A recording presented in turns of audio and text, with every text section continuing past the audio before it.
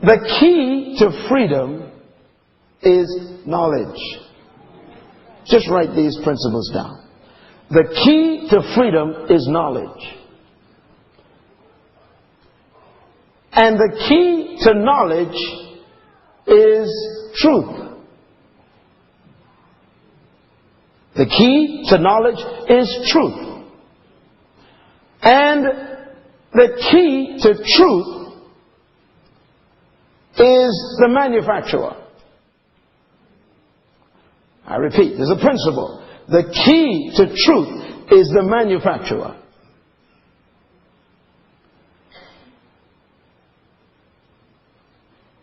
Let's talk. The greatest enemy of man is not sin. The greatest enemy of man is not Satan. The greatest enemy of man is ignorance. Ignorance is the cause of all destruction. As a matter of fact, we blame so many things on this entity that we call devil that we've become irresponsible lately. We eat bad, get sick, and then blame it on the devil. Uh-oh.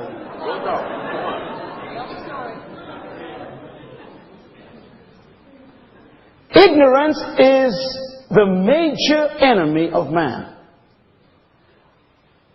God says, my people perish, or they are destroyed because of a lack of knowledge.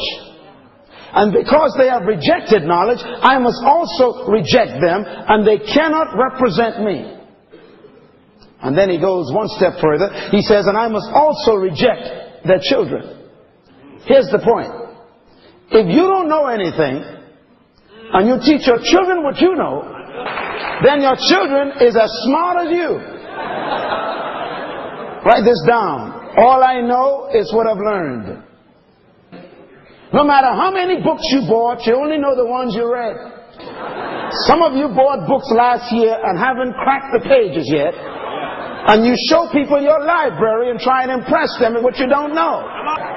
You bought videotapes and haven't burst the plastic on it yet. You bought cassette tapes and haven't listened to them yet. You see, buying information doesn't give you revelation. Now here's what God says about that. He says, because you have rejected knowledge, I must reject you. It's impossible to reject something that was not available. Therefore, your ignorance was a decision. 90% of the knowledge you need is right in your house in a book you never read. That's good.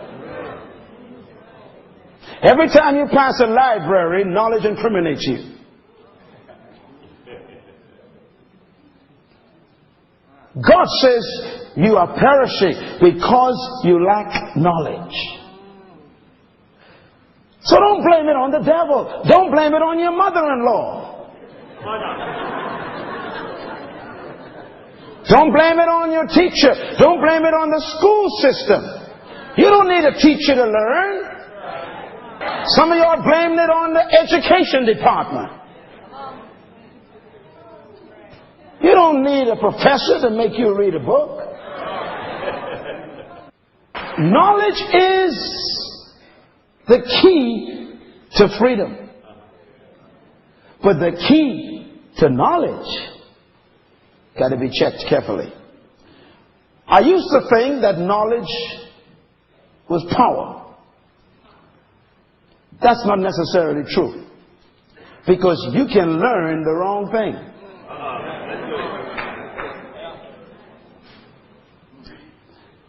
Jesus said the only thing that can set you free is not knowledge, but knowledge of the truth.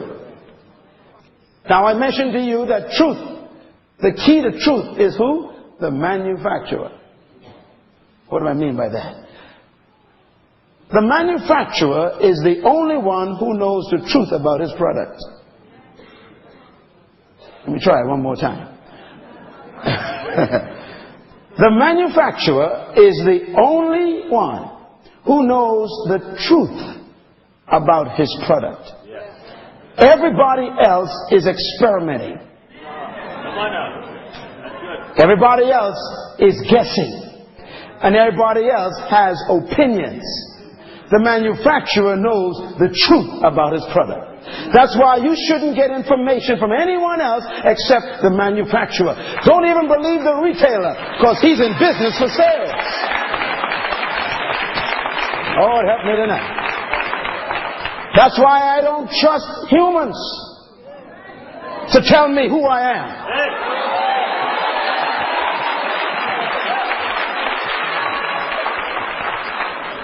Don't depend on customers' experience to determine the value of a product, because some customers don't know how to use it. You all are slow here tonight. Many of us have literally allowed people to talk us out of good products because they abused it and it didn't work for them. Not because your marriage didn't work doesn't mean marriage doesn't work. Hello. You just didn't know how to stay married. You didn't follow the manufacturer's manual. You didn't follow the specifications. Are you understanding me? The truth about a product is only hid in the mind of the manufacturer. That's why manufacturers love for you to have their address. You're going to get this after I'm gone. When you buy a product and you open the box, you don't see the product first. You see a book first. And the book has written on it in bold letters, do not touch this product until you've read this manual completely. How many of you do that? Don't hold your hands up. And I know why you don't read it. You don't read it because you think you're smart. And because you think you're smart, that is why today you have a VCR machine in your house with 12 functions, and all you know is stop, rewind, pause, and play. Yeah, I got you. Now tell me, why don't you know the other 8 functions? Why? Come on, talk to me. Why? Yes, why? Because you did not read the manufacturer's manual.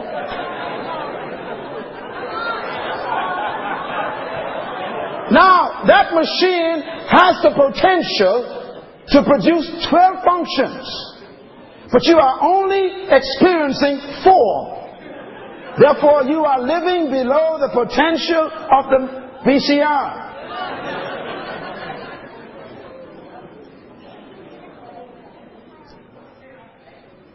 What is a manual? Write the word manual down. I want to show you something that will help you forever.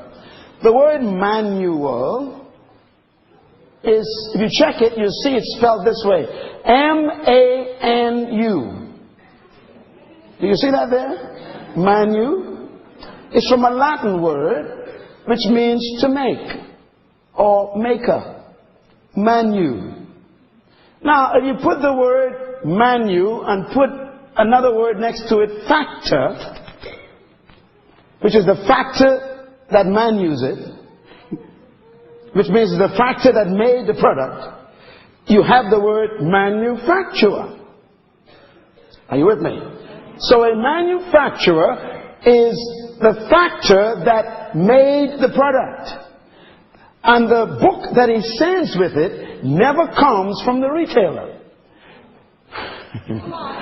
Manuals are never produced by wholesalers. Manuals are never printed by customers.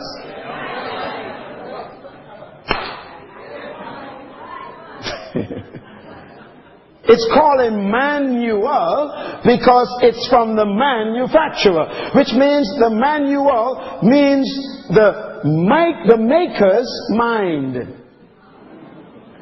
Write it down. It means the maker's mind. What the maker did was took his mind and put it on paper and sent it with his product. So that when you read the manual, you're reading his mind about his product. And he's telling you, don't attempt to operate this product until you've read my mind completely.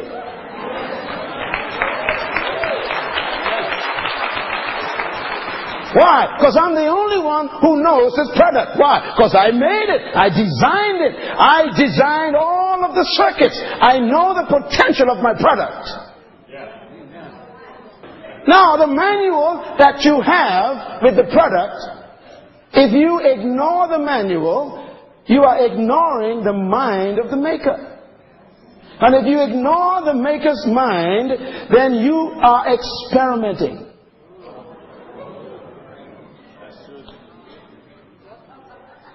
People who have read the manual do not experiment. They know what to do. They know how to get out of the product which is in there. Because they know the mind of the manufacturer concerning his product. I want to invite you to consider where you came from. What company produced you? It's a good question. Sony produced Sony products. Mercedes-Benz produced Mercedes products. Toyota produces Toyota products. Well, I came from God Incorporated. Oh, hallelujah. And my company is eternal. It's not registered with the Dow Jones average. It's not on the stock market exchange because its value is too much.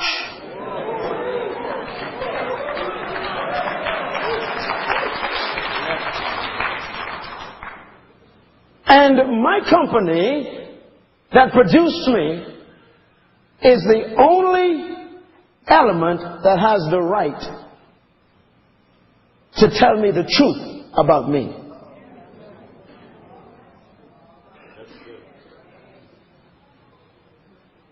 When the manufacturer produced me, he had in his mind a purpose. Every manufacturer creates products for specific purposes. And the purpose for which they make the product determines the design of it and the ability of the product. Therefore, the key to knowing a product's ability and potential is not determined by your opinion of it.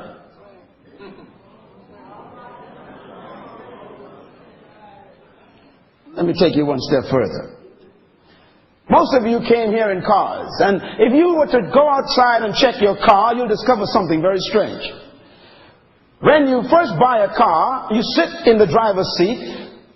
If you check the speedometer registration, there's a number on that registration. The number of that car's registration may say 160. Some cars may say 210. Other cars may say even 280. Now, how could the manufacturer place on that registration of that speedometer that number? How can he tell you that this car can travel at 160 miles per hour? What gives him the audacity and the right to tell you, without your permission, that this automobile can travel at 160 miles per hour? He didn't ask you. And when he sold it, he placed it there, and he's daring you. He's telling you, try it. I guarantee that this automobile could travel at 160. I don't care what you think about it. I don't care what your opinion is. I made it, and I put in this car the horsepower and the piston power and the firepower to go at 160. You know, before they release the car, they test it first. So they're not asking you to test anything. It's already tested. They're asking you to use it. Now, if both for the last 30 years, 55 are 1 feet up, I should ask you,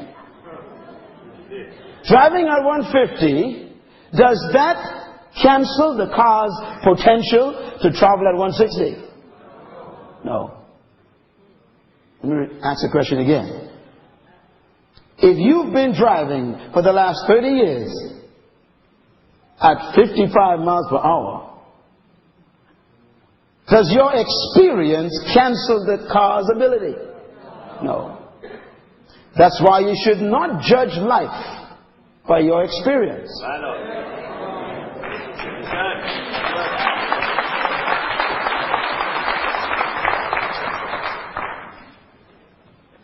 If the car is parked outside and you walk up to the car and you say this. Now this is how it works. You say to this car, you are stupid. Can the car still travel 160? Yes. If you say to this car, I think you dumb and ignorant and backward, can it still travel 160? Yes. You say to this car, I don't like your color. Can it still travel 160? Your opinion does not affect the potential of the car. Please write that down. Opinions do not change potential.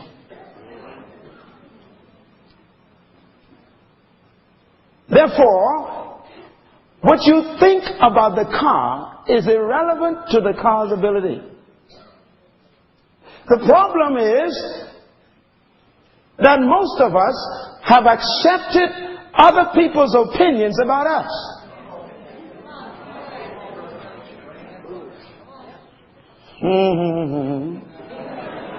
Now here's a strange phenomenon. If you've been driving at 50 miles per hour all your life, but you are capable of 150, and I come and pass you at 60, then you are impressed. Isn't that crazy? Here you are driving 50 all your life, someone passes by making 60 miles per hour, and you go, wow. And what you don't realize is that you can make 160. The problem is, we are impressed by people who ain't doing nothing. That's why I never allow what you do to interfere with what I could do. As a matter of fact, I have come here to this conference tonight because I had to slow down to back up to some of you. Because you're going too slow in your life. And I've come to say to you, hey baby, press on it. Yeah. There's more inside of you than what you've done. God's not satisfied with your present accomplishments. And so don't allow people's opinions to interfere with your potential. Don't let anybody declare an opinion over your speedometer. Because God has buried in you untapped treasure. Society is a dangerous norm, and I don't want to be normal.